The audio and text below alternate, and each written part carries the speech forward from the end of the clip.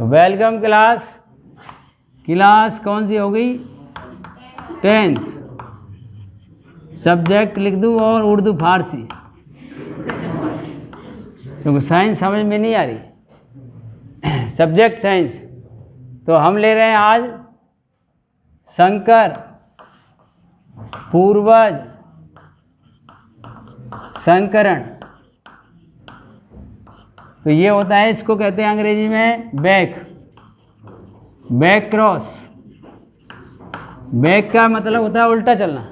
तो back cross है क्या?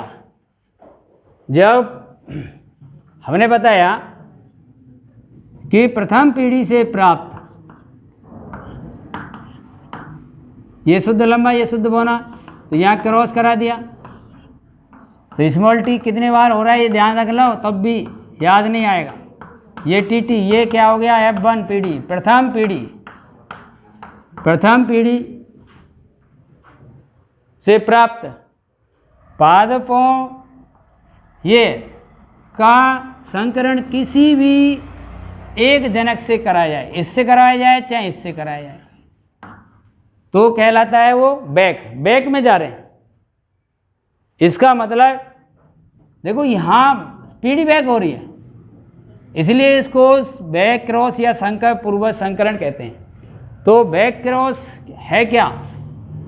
प्रथम पीढ़ी से प्राप्त पादपों का जब संकरण किसी भी एक जनक से किया जाता है, चाहे प्रभावी जनक से हो, ये प्रभावी जनक है, चाहे अप्रभावी जनक से हो, तो वो क्या कहलाएगा? Back cross. तो ये दोनों बैक क्रॉस के उदाहरण हैं। बैक क्रॉस किसे कहते हैं? जैसे तो ये है बैक क्रॉस। अब टीप के यहाँ से बोलोगे तो हमेशा याद रखोगे, ये क्या है? प्रथम पीढ़ी से प्राप्त संतति का ये क्रॉस या संकरण जब किसी भी जनक से किया जाता है, प्रभावी के साथ हो चाहे अप्रभावी के साथ हो, क्या कहलाएगा? संकर पूर्वज संकरण कहलाएगा। ठीक है, एक के साथ। तो ये यहाँ पर दो प्रकार का बताया। अब दो प्रकार हो गए, इसके प्रकार लिखते हैं यहाँ पर, संकर पूर्वज संकरण के प्रकार। तो पहला तो ये हो गया, ठीक है ना, फर्स्ट, और सेकंड ये हो गया, दो प्रकार का है। तो पहले को हम बोलते हैं यहाँ पर बाह्य, क्या बोलते हैं? बाह्य संकरण, है ना। ये होता है तुम्हारा, इसको आउट क्रॉस बोलते हैं, बाह्य। और दूसरा है तुम्हारा परीक्षण, बहुत इंपॉर्टेंट है इस साल के लिए, ध्यान रखना। संकरण मेंडल के 3 नियम या इसमें से ही क्वेश्चन आएगा, यानी 2 क्वेश्चन में से एक क्वेश्चन आपको कन्फर्म मिल रहा है, तब भी नहीं पढ़ेंगे। Test, cross. अब सेकंड पार्ट इतना बड़ा है, वहाँ हम ऐसे नहीं कह सकते कि ये आ सकता है, वहाँ प्रोबेबिलिटी बहुत कम है, लेकिन यहाँ बहुत ज़्यादा है, यहाँ क्वेश्चन ही कम बन रहे हैं। तो अब इसको लेते हैं, पहले वाले को। तो पहले वाले को यहाँ पर लेंगे, है ना। तो ये बाह्य संकरण हम 1 नंबर का ले रहे हैं। तो परिभाषा क्या होगी? परिभाषा रटने से नहीं, यहाँ से आई। जो बच्चा यहाँ से बोलेगा उसको लाइफ टाइम परिभाषा याद रहेगी। ऐसा संकरण, किसकी परिभाषा बोल रहे हैं? बाह्य संकरण। पीछे क्या लिख रहा है इसके? संकरण। तो स्टार्टिंग ही गलत हो जाती है? जैसे वो बोला अभी 1 2 3, अरे क्या है 1 2 3 यार? ऐसा संकरण जिसमें ये क्या है? प्रथम पीढ़ी से प्राप्त संतति का संकरण प्रभावी जनक, ये क्या है? प्रभावी जनक के साथ किया जाता है। प्रभावी जनक है क्योंकि इसमें दोनों कैपिटल हैं, तो वो क्या कहलाएगा? बाह्य संकरण कहलाएगा, बाह्य संकरण। तो यहाँ से परिभाषा लिखनी है तुम्हें। तो अब कोई एक उदाहरण देकर समझाइए। प्रथम तो यहाँ पर हम क्या लिखेंगे, फिर वो पूछा ये भी वैसा इसका जीनोटाइप फिनोटाइप रेशियो बताइए, तब परिभाषा लिख देंगे इसमें से टिप के। ऐसा संकरण जिसमें प्रथम पीढ़ी से प्राप्त संतति का संकरण किससे कराया जा रहा है, प्रभावी जनक से कराया जा रहा है, क्या कहलाएगा, बाह्य संकरण कहलाएगा। अब उदाहरण दे के पूछ रहा है तो अपन क्या लिखेंगे, इसको ही यहाँ लिखेंगे।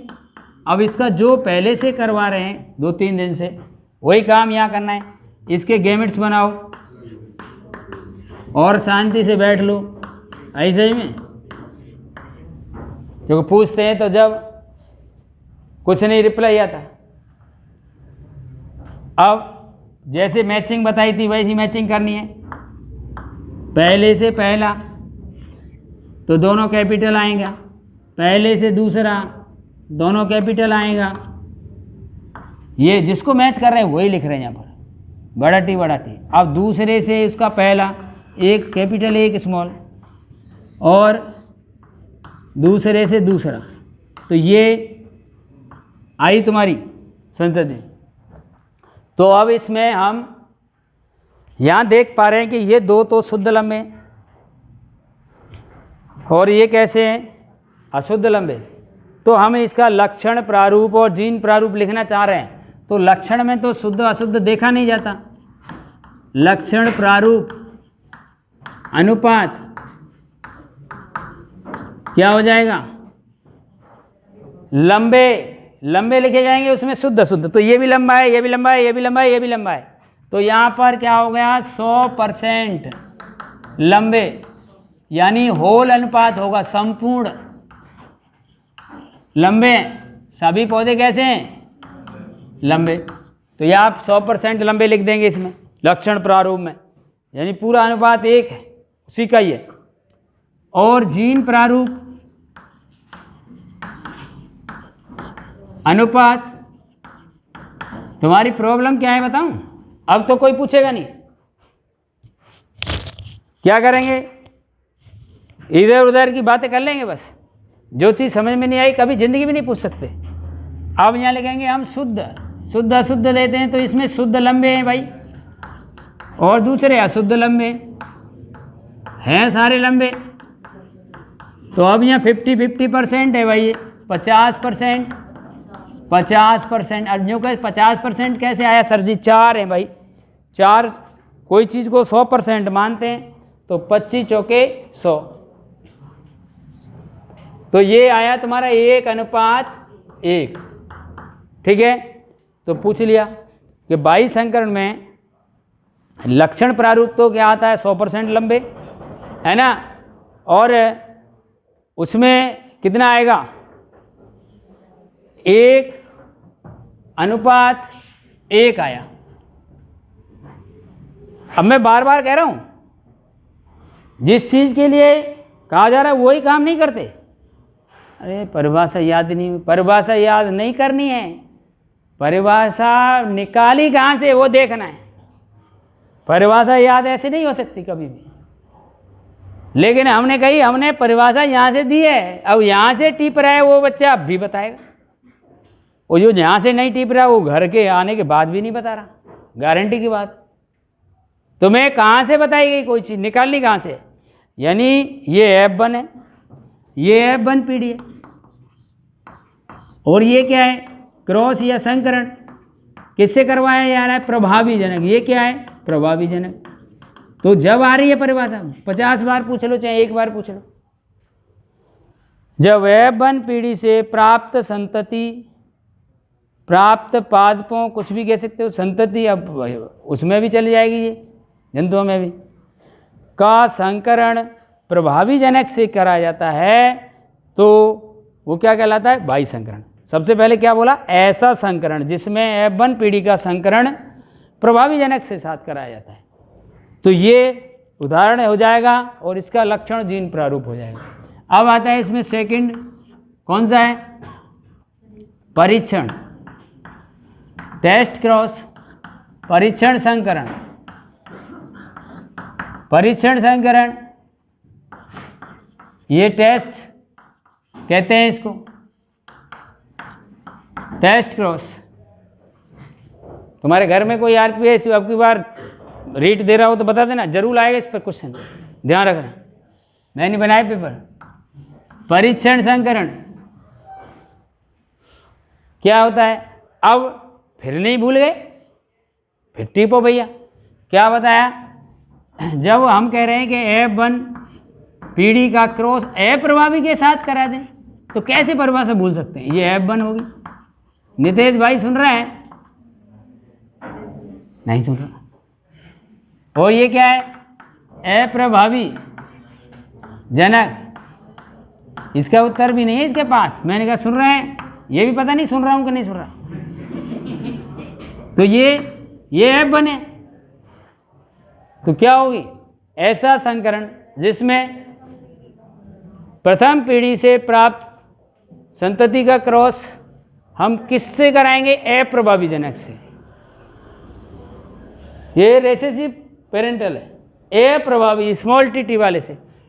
तो क्या कहलाता है? वो परीक्षण संकरण कहलाता है। फिर वही दोनों काम अलग अलग कर देने, दोनों युग्मक हो जाएंगे। ये टी क्या होते हैं? ये युग्मक होते हैं। लिखो तो भला। अब इसमें मैं कह रहा एक सीध में लाने के लिए आप कर सकते हो इसको। पहले से पहला मैच करोगे, एक बड़ा आएगा एक छोटा आएगा। जो मैच कर रहे हो वो लिख रहे हो यहाँ पर। पहले से दूसरा मैच कर दिया, दूसरे से पहला उसका, और फिर दूसरे से दूसरा। अब शकल सूरत में देखेंगे, एक बड़ा है, एक भी टी बड़ा है तो लंबा होगा।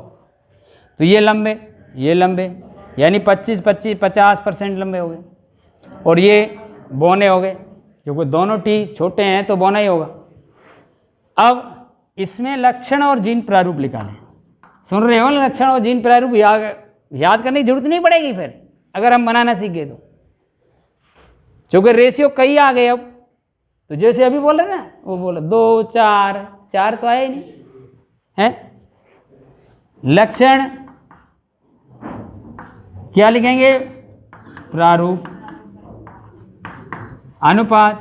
अरे तसल्ली से पढ़ाया जा रहा है। तो इसको कहते हैं फिनोटाइप रेशियो, है ना। तो ये कितना होगा? शुद्ध नहीं लेते, बार बार बताया जाता है, केवल लंबे और बौने लेंगे। तो ये 50% है और ये भी 50% है। तो इसका आया 1:1। कितना आया? 1:1। और एक हो गया जीन प्रारूप अनुपात, जिसको बोलते हैं जीनोटाइप। तो इसमें शुद्ध लिखेंगे जाएंगे। तो यहाँ चाहिए ये क्या है? अशुद्ध लंबे। बस अशुद्ध लंबे लिख दो, अशुद्ध लंबे और शुद्ध बौने। बौने की जगह अब क्या लिखोगे? शुद्ध बौने। है वही चीज़। ये भी अब भी 50% आएगा और ये भी 50% ही आएगा। तो ये भी रेशियो क्या है? 1:1। काट के 50 से कट गया तो अनुपात आया 1:1। तो जो आरपीएससी में क्वेश्चन आने वाला है वो अभी नहीं होने वाला सॉल्व तुमसे। क्या आएगा? ऐसा संकरण का नाम बताइए जिसमें जीनोटाइप फिनोटाइप रेशियो समान होता है। जीनोटाइप और फिनोटाइप यानी लक्षण और जीन प्रारूप एकमात्र ऐसा क्रॉस है जिसमें लक्षण और जीन प्रारूप बराबर आते हैं, दोनों 1:1 आ रहा है दोनों का। क्वेश्चन तुमसे भी यही पूछा जा सकता है। ऐसे संकरण को एक उदाहरण देकर समझाइए जिसमें लक्षण प्रारूप जीन प्रारूप समान होता है। अब पता ही नहीं चलेगा, नाम ही नहीं पता, ये तो पढ़ाया ही नहीं मास्टर ने, ये तो पढ़ाया ही नहीं। मास्टर ढोल पीट रहे हैं खूब कि इसमें जीनोटाइप फिनोटाइप रेशियो सेम होता है और कोई सा ऐसा संकरण नहीं है जिसमें दोनों रेशियो बराबर आए। तो ये परीक्षण संकरण में आता है। और ये किससे हो रहा है? अप्रभावी से। दूसरी तरह का क्वेश्चन बन सकता है इसमें, निम्न में से परीक्षण संकरण है, तो वो दे देगा, ये दे दिया क्रॉस करके एक में ऑप्शन में, दूसरे में कुछ ऐसे दे दिया।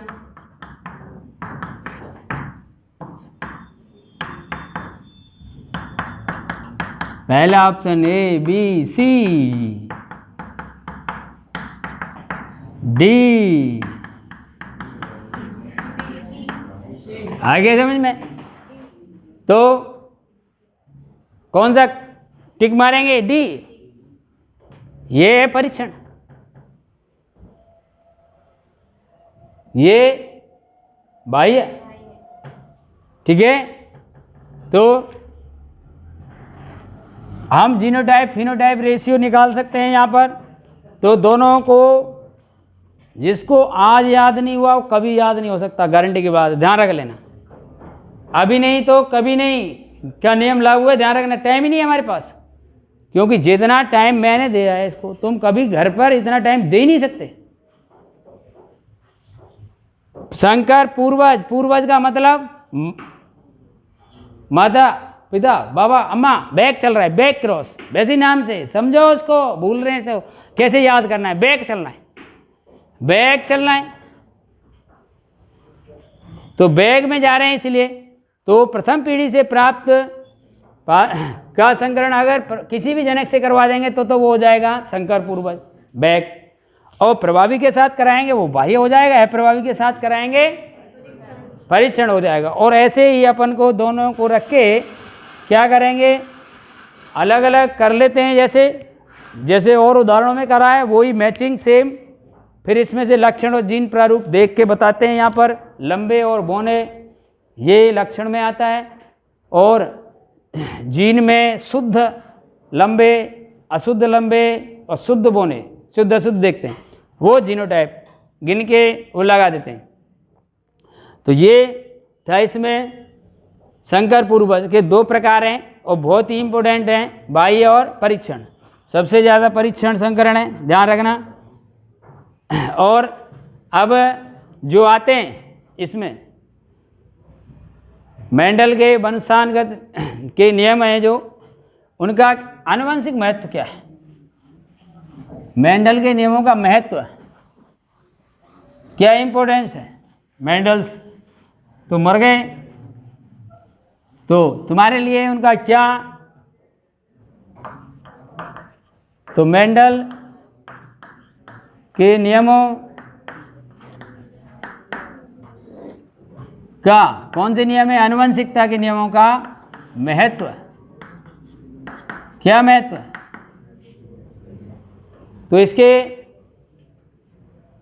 बहुत सारे महत्व है। पहला, अधिकांशतः रोगों के जीन जो होते हैं वो अप्रभावी होते हैं, अप्रभावी, तो वो अगली पीढ़ी में उनका स्थानांतरण नहीं होता। अप्रभावी लक्षण अगली पीढ़ी में नहीं आ रहा, यानी कम ट्रांसफर होंगे यो।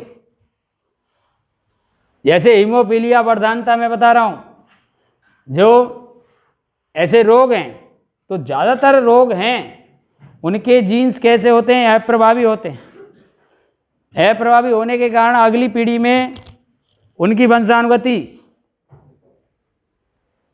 होने का क्या होता है, कम चांस होते हैं, क्योंकि F1 पीढ़ी में तो केवल प्रभावी लक्षण प्रकट होता है। तो ये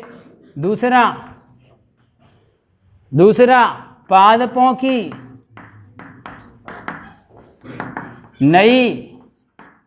नई किस्में उत्पन्न की जाती हैं जो अपनी मूल से अधिक प्रतिरोधी, अधिक उत्पादन देने वाली होती हैं। कैसा होगा, अधिक उत्पादन यानी प्रोडक्शन, और कैसी होंगी, अधिक प्रतिरोधी यानी रोगरोधी, प्रतिरोधी क्षमता ज़्यादा होगी इसमें। हम कह सकते हैं निरोगी। तो जिनको कम आता है वो लिख सकते हैं पादपों की अधिक उत्पादन देने वाली रोगरोधी या निरोगी किस्में उत्पन्न करने में जो नई नई वैरायटी आ रही हैं, चाहे वो बाजरा की हो, चाहे मक्के की हो, चाहे सरसों की हो, जो अधिक पैदावार देती हैं और कम रोग आए उनमें कोई फसल में, तो कम रोग आना, ऐसा ये संभव इसी के कारण हुआ है। तो तीसरा पॉइंट उसी पर ले लेते हैं। मेंडल के नियमों के द्वारा ये संभव हो सका है कि किसी भी जीव में से हानिकारक जीन को बदला जा सकता है। सुन लो, जैसे मुर्गी में, मुर्गी का आजकल केस बहुत चल रहा है, बर्ड फ्लू होता है, बर्ड फ्लू वाले जीन्स को पहचान कर उससे मुर्गी में से हटा दो, और जिसमें जंतुओं में बर्ड फ्लू नहीं होता कभी भी, जैसे भैंस, गाय, तो उसके जीन्स को उसमें ट्रांसफ़र किया जा सकता है, जिससे फिर वो बर्ड फ्लू होएगा ही नहीं। यानी ये सब मेंडल द्वारा ही संभव है। किसी भी जीव में से हानिकारक जीन का हटाकर उसके स्थान पर लाभदायक जीन का स्थानांतरण किया जा सकता है। सुन रहे हो ना? जैसे चाहे जंतु हो चाहे पादप, पहले बाजरा होता था ना, बाजरा वो लंबी वाली आती थी उसमें, और लंबा तना था लेकिन पतला तना था। जैसे ही पानी लगाया या बारिश हुई, थोड़ी सी हवा चली, गिर गया, वो सड़ जाता। और अब क्या करा, तो इसमें इसका जीन देखा कि तने में जो कमज़ोर कर रहा है तने को, वो जीन कौन सा, उसको हटाया और वहाँ से किसी दूसरे पौधे का जीन उसमें मजबूत डाल दिया। तो उसके बाजरे के तने की लंबाई तो कम हो गई और बाली लंबी की अपेक्षा क्या कर दी, उसमें थोड़ी सी मोटी कर दी, तो दाने तो उतने ही आएंगे। मोटी कर दी तो लंबाई कम होगी, अब ये पौधा नहीं गिरेगा। तो इसका मतलब जीन स्थानांतरण। सुन रहे हो ना? ऐसे जीन हटा दे। घोड़ा है, घोड़ा तेज दौड़ता है, सबको दुनिया को पता है। घोड़े में तेज दौड़ने का गुण होता है और गधे में, अरे अपनी क्वालिटी तो, गधे में क्या होता है, बोझा ढोने का। जानते तो हैं, यानी गधे के टखने हैं ना, टखने जानते हो, बताने पड़ेंगे, ये वाले मजबूत होते, बोझा ढोएगा नहीं तो यहाँ टूट नहीं जाएगा पैर। तो घोड़े में से रेस का तेज दौड़ने वाला जीन्स को निकाला, गधे में से बोझा ढोने वाला जीन्स को निकाला और उन्हें से खच्चर बनाया। खच्चर जो पिट्ठू चलते हैं ना वैष्णो देवी पर, तो उसमें बोझा ढोने की क्षमता भी ज़्यादा होती है और तेज भी चलता है वो।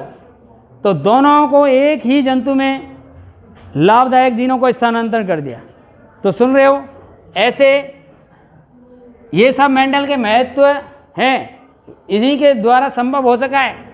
जंतुओं में तो हम लिख सकते हैं, जंतुओं में भी यही लिखेंगे, अधिक उत्पादन देने वाली और निरोगी नस्लें। जंतुओं की नस्लें होती हैं, किसमें नहीं होती, नस्लें उत्पन्न करने में।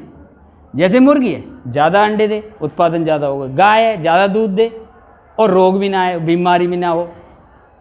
ऐसी हमने, जैसे तुमने देखा है जर्सी गाय वगैरह, ये क्या है, इसी का परिणाम है। गाय वो जर्सी वाली ज़्यादा दूध देती है और रोग भी कम आते हैं उसमें, एक सामान्य जो देसी गाय की अपेक्षा। जो देसी गाय कहते हैं वो दूध को कम देती है और कम दिन देती है। तो ये चीज़ कहाँ से विकसित किए हैं, यहीं से। चौथा, मानव जाति के सुधार में मानव जाति की एक शाखा ब्रांच करती है यूजेनिक्स, सुजेनिन की, जो मानव जाति को सुधार रही है, विभिन्न प्रकार के रोगों का पता लगा रही है। वो में भी मेंडल का नियमों का विशेष महत्व आया है। तो ये जो नई नई वैरायटी बन रही हैं, देखो पहले गेंदा वेंदा के फूल होते थे लाल और पीले, बस ऐसे थे। आज देखो गेंदा के 50 तरह के फूल मिल जाएंगे। तो ये सब किसके द्वारा संभव हुआ है, मेंडल के नियमों द्वारा ही संभव हो सका है। हम किसी भी जीव में से हानिकारक जीन को हटाकर उसके स्थान पर लाभदायक जीन का स्थानांतरण किया जा सकता है। ये किसके द्वारा हो रहा है, जैसे पंतनगर बीज एजेंसी, बड़ी बड़ी एजेंसियां काम करती हैं इसको। जैसे फाउंडेशन देते हैं, फाउंडेशन पहले क्या निकलता है, फाउंडेशन निकलता है। तो फाउंडेशन क्या है, पहला है, वो प्रोडक्शन चेक करते हैं अपने यहाँ बो के कितना बड़ा है, क्या है, इसमें रोग में कमी आई है कि नहीं आई। जब वो फाउंडेशन पास हो जाता है तब बाज़ार में उस बीज को उतार देते हैं। तो ये सब क्या है, मेंडल के नियमों का महत्व है। और वो था परीक्षण, संकरण और पाई संकरण।